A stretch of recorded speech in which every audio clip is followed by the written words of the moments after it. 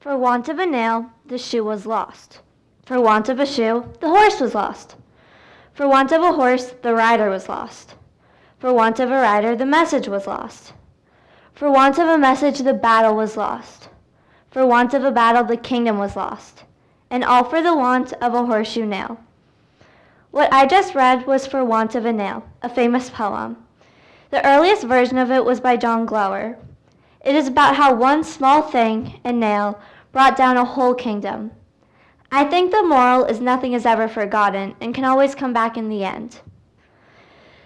Because one small detail changed the lives of many people in the world. But was it for the better? Maybe, maybe not.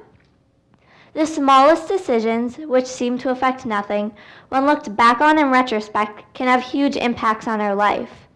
I think everyone needs to understand that small decisions can lead to big consequences, but at the same time, I'm not saying you need to spend 5 hours to choose between chocolate or vanilla.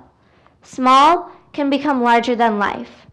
So think, what has affected you most in your life? This is a game of Jenga. It is a game in which there are small wooden blocks stacked up into a tower. You try and take blocks from the middle and bottom of the tower and put them on top.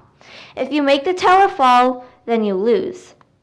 Going back, I know it has affected me big time.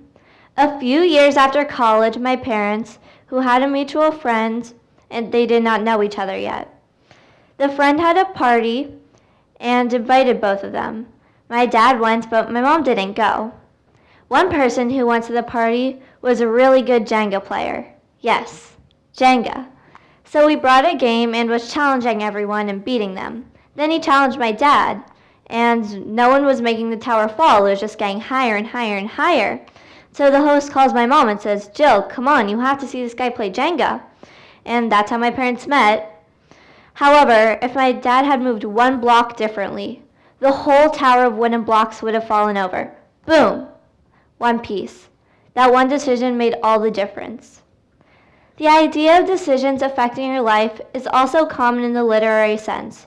For example, The Road Not Taken by Robert Frost. In the poem, a traveler comes across a fork in the road. One road is bright and sunny and traveled a lot. The other is dark, barely traveled and hidden in the trees. The traveler decides to take the less traveled one, the unknown one, and it changes his life. Two roads diverged in a wood, and I took the one less traveled by, and that has made all the difference. Also, in the sci-fi short story The Sound of Thunder by Ray Bradbury. In the future, scientists have invented a time machine. The characters of this story are going back in time to the prehistoric age to go hunting for dinosaurs. However, they must stay on a special path to avoid messing up time. Well, one of the characters gets scared when he sees a T-Rex and runs off the path. He steps on a few blades of grass and kills a butterfly. When he goes back to the future, he realizes that it must have been a really important butterfly, because there's a different president and a new language. Well, a variation of the English language. So, TEDx Talks are supposed to have data and statistics, right? Well, here's some data for you. The chances of making a move in Jenga without the tower falling are small. So if you want to up your Jenga game, here's a formula to remember. I'm not saying I understand it. Personally, I just randomly pick a block if it seems stable enough. Maybe that's why I always lose. Anyways, if you want to win Jenga, remember this. Once again, I'm not saying everything you do in your life needs thinking time, but everything that happens has a reason. Watch life unfold. And everything you have done in the past has made you the person you are today. And by the way, in the end, my dad actually lost that Jenga game, but he did win the game of love. Thank you.